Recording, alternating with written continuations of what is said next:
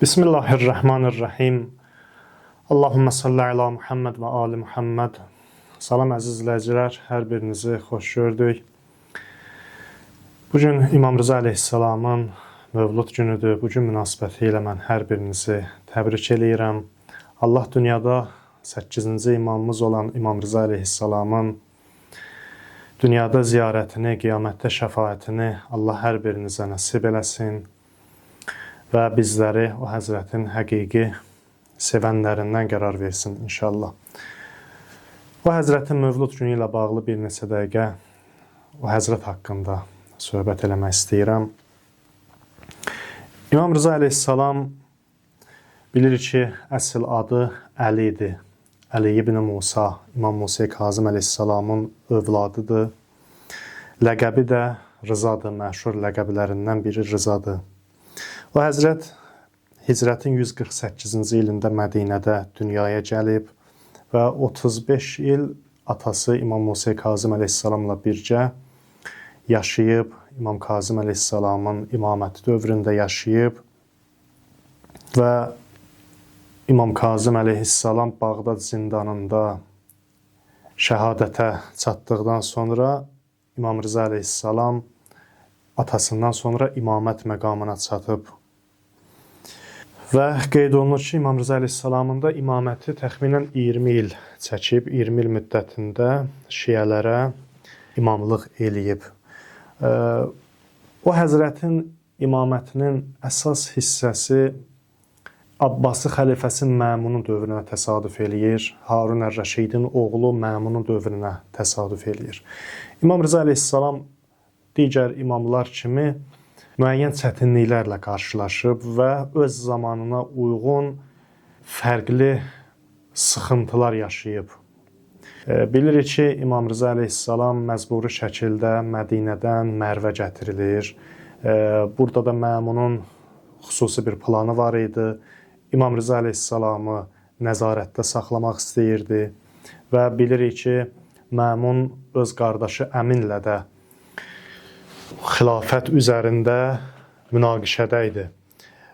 Harun ər-Rəşiddən sonra xilafətə övladı, Məmunun da qardaşı Əmin çatmalı idi. Harunun vəsiyyətinə əsasən, vəliəhtliyə əsasən Əmin olmalı idi Abbasi xəlifəsi, Məmun da Xorasan valisi olacaqdı. Məmun da bununla razılaşmır, hətta öz qardaşını öldürməyə çalışır. Öz qardaşını hətta öldürür də və özü hakimiyyətə yetişir. Hakimiyyətə yetişərkən onun bir vəziri var idi. Çağırır vəzirin yanına, ona bir neçə göstəriş verir. Özünə vəzir təyin eləyir. İlk öncə mühüm işlər üçün onu seçir. Öz şəxsi əmrində işləməsi üçün onu təyin eləyir və o şəxs hətta deyir ki, xəlifənin adamlar gəlib məni çağıranda mən qorxdum ki, məni öldürməyə çağırır. Məmun məni öldürməyə çağırır və hətta deyir, evdən çıxanda vəsiyyət belə elədim. Ailəmə, övladlarıma vəsiyyət elədim, sonra evdən çıxdım. Amma deyir, Məmunun yanına çatdım, o öz xidmətçisini də öz yanından uzaqlaşdırdı və ikimiz qaldıq. Mənə dedi ki, səni xüsusi işlər üçün seçmişəm və sən o işləri icra etməlisən. Birincisi budur ki, mənim qardaşımı öldürməlisən, öz qardaşını. Ondan sonra Həzrət Əli və övladlarını getməlisən zindana, orada Həzrət Əli övladlarını, Ələviləri, Seyidləri öldürməlisən, qətlə yetirməlisən, onlardan bir nəfər belə sağ qalmasın. Sonra Kufiyə getməlisən, orada Abbasilərdən kim varsa onları şəhərdən çıxarmalısan, qalan hər kəsi öldürməlisən, evlərini də yandırmalısan. Belə bir göstərişlər verir.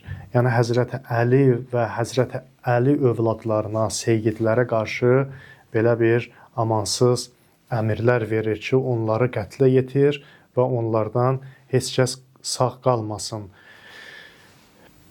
Bunun bir neçə səbəbləri var idi. İmam Rza əleyhissalamın dövründə Ələvilər xüsusi qiyamlar qaldırırdılar. Onlar Abbasilərə qarşı çıxırdılar. Çünki Abbasilər hakimiyyətə gələrkən qara bayraqlar qaldırdılar və dedilər ki, biz Əhl-i Beytin qisasını alırıq. İmam Hüseynin, Kərbəlanın qisasını alırıq. Amma hakimiyyətə gəldilər, Əməvilərdən daha çox Əhl-i Beytə zülm elədilər. Ona görə də Şiyələr, Ələvilər, Əhl-i Beyt tərəfdarları xilafət ərazisinin müxtəlif yerlərində qiyamlar qaldırırdılar, öz etirazlarını bildirirdilər xəlifəyə ki, sənin hakimiyyətin qeyri-rəsmidir, sən hakimiyyəti qəsb eləyibsən, sən öz qardaşını belə öldürübsən və hakimiyyətə gəlibsən. Ona görə də Məmun da İmam Rza əleyhissalamı nəzarətə götürür, Mədinədən Mərvə gətizdirir ki, bununla İmam Rzaya daha güclü nəzarət eləyə bilsin, yaxından əlinin altında olsun ki, nəzarəti də güclü olsun. İmam Rza əleyhissalamın öz tərəfdarları ilə, şiyələrlə ünsiyyəti, rabitəsi olmasın. Bunun qarşısını almağa çalışırdı və bir də Ələviləri özündən razı salmağa çalışırdı. Baxın, Məmun öz zamanına qədər heç bir xəlifənin yürütmədiyi bir siyasət yürütdü. İmam Rza əleyhissalamı Mədinədən gətizdirdi Mərvə, xilafət mərkəzinə. Ondan sonra İmam Rza əleyhissalamı vəliəhd təyin elədi özündən sonra. Düzdür, İmam Rza əleyhissalam bunu qəbul etmirdi. Çox təkid eləyəndən sonra axırda ki, İmam Rza əleyhissalamı təhdid elədilər. Dedi, ya qəbul eləyəcəksən, ya da öldürüləcəksən. İmam Rza əleyhissalam da məcbur qaldı və vəliəhdliyi qəbul elədi, amma bir neçə şərtlə. Şərtlərindən biri bu idi ki, məsələn, İmam Rza əleyhissalam buyurdu ki, mən heç bir siyasi işlərə qarışmayacam, heç bir şəxsi vəzifəyə təyin eləmək, vəzifədən çıxartmaq səlahiyyəti daşımayacam, bunların heç biri məndə olmayacaq və s. Bu kimi şərtlər irəli sürdük. Yəni, mənim hakimiyyətdə, idarəçilikdə heç bir funksiyam olmayacaq. Bu şərtləri qəbul elədi Məmun. Ondan sonra İmam Rza əleyhissalam da məcbur şəkildə o vəliəhdliyi qəbul elədi. Məmunun da əsas siyasəti bu idi ki, həmin o qiyam qaldıran Əhl-i Beyt tərəfdarlarına, Ələvilərə göstərsin ki, mən İmam Rzaya hörmət eləyirəm. İmam Rzanı baxın, gətirdim öz yanımda səlahiyyətli şəxs elədim, vəliəhd təyin elədim. Özümdən də sonra İmam Rza xəlifə olacaq, yəni narahat olmayın. Amma halbuki İmam Rza əleyhissalam yaşda ondan da böyükdür, xəlifədən də böyükdür və əgər təbii biz əcəllə, normal fiziki baxımdan yaş məsələsi ilə də götürəndə Məmun bilirdi ki, İmam Rza əleyhissalam Məmundan tez dünyasını dəyişəcək. Çünki yaşda Məmundan da böyükdür. Bunu da hesablamışdı özlüyündə. Ona görə də İmam Rza əleyhissalamın əslində Məmundan sonra xəlifə olması uzaq bir fikir idi. Yəni, əslində normal ağıl bunu qəbul etmirdi. İstər yaş baxımından, istərsə də Məmunun irəli sürdüyü siyasət baxımından. Amma bu gözdən pərdə asmaq idi. Məmun o qiyamları yatızdırmaq istəyirdi. Şiə tərəfdarlarını arxayın eləmək istəyirdi ki, baxın, mən sizin imamınızı gətirdim öz yanımda və onu vəliəhd təyin elədim. Əslində bu Məmunun irəli sürdüyü bir siyasət idi və o vaxta qədər də heç kəsin ağılına gəlmədiyi və yürütmədiyi bir siyasət idi ki, Məmun bunu icra elədi. Əslində İmam Rza əleyhissalam qərib idi. Vəliəhd təyin olunmuşdu, amma İmam Rza əleyhissalamın ürəyincə deyildi bu məsələ. Baxın, biz İmam Rza əleyhissalama qərib imam deyərik. İmam Rza əleyhissalama qərib imam deyərik. Bunun da iki səbəbi var, fərqli səbəbləri var, amma elə hər ikisi İmam Rza əleyhissalam barəsində doğrudur. Hər ikisi İmam Rza əleyhissalama nisbət verilə bilər. Biri budur ki, qərib o şəxsə deyərlər ki, öz ailəsindən, əhli əyalından uzaq düşsün, öz övladlarından uzaq düşsün. İmam Rza əleyhissalam da belə idi. İmam Rza əleyhissalamı məcbur şəkildə öz şəhərindən, Peyğəmbər şəhərindən, Mədinədən uzaqlaşdırdılar, Mərvə gətizdirdilər. İmam Rza əleyhissalam öz yaxınlarından əhli əyalından uzaq düşdü, qərib oldu. İkinci məsələ budur ki, qərib o şəxsə deyərlər ki, onun dərdindən, qəmindən heç kəsin xəbəri olmasın. Baxın, bəzi şiyələr sevindilər ki, İmam Rza əleyhissalam vəliyyət təyin olundu. Şad oldular, sevindilər. Dedilər ki, Məmundan sonra xəlifə İmam Rza əleyhissalam olacaq.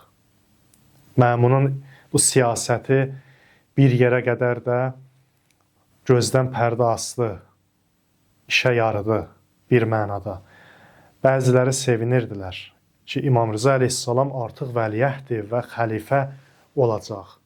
Şad oldular, sevindilər. Amma İmam Rza əleyhissalam çox narahat idi, qəmli idi. Heç kəsin İmam Rza əleyhissalamın dərdindən xəbəri yox idi. Bu baxımdan da öz tərəfdarları arasında, müsəlmanlar arasında İmam Rza əleyhissalam qərib idi. Ona görə də qərib imam deyərlər İmam Rza əleyhissalama. Qərib imam deyərlər. Bir mənada öz ailəsindən uzaq düşmüşdü. İkinci mənada da İmam Rza əleyhissalamın dərdindən, qəmindən, narahatlığından heç kəsin xəbəri yox idi. Bu mənada biz İmam Rza əleyhissalama qərib imam deyirik. O həzrətin növbəti bir çətin anları bundan ibarət idi ki, o həzrət özündən əvvəlki imamların qarşılaşmadığı bir çətinliklə qarşılaşmışdı. O da bundan ibarət idi ki, özündən sonraki imamı təyin eləmək. İmam Rza əleyhissalam bilirik ki, övladı gec oldu. Övladı olmurdu. Gec dünyaya gəldi övladı və İmam Rza əleyhissalamın imamətini sual altına aparmağa çalışanlar oldu. Onlar deyirdilər ki, Peyğəmbər buyurub ki, məndən sonra xəlifə, imam 12-dir, amma sənin övladın olmur. Buna görə də imamətin özü sual altına gedirdi və İmam Rza əleyhissalamın da özünün də imaməti sual altına gedirdi. İmam Rza əleyhissalam onlara deyirdi ki, çox çəkməz Allah mənə bir övlad verər. Onların bu fikirlərinə qarşı İmam Rza əleyhissalam öz argumentlərini danışırdı, deyirdi, amma bəziləri maddi çıxarlar üzündən və müəyyən səbəblərə görə, əsasən də maddi məsələlərə görə İmam Rza əleyhissalamın sözünü eşitmirdilər və bu istiqamətdə təbliğat aparırdılar ki, İmam Rza əleyhissalam imam deyil, əgər imam olsaydı, övladı olardı və imamət davam eləyərdi. Bu səbəbdən Vaqiflər deyilən bir firqə ortaya çıxır. Vaqiflər, yəni dayananlar, imaməti İmam Kazım əleyhissalama qədər qəbul eləyənlər və ondan sonra artıq İmam Rızanın imamətini qəbul etməyənlər, belə bir dəstə ortaya çıxdı.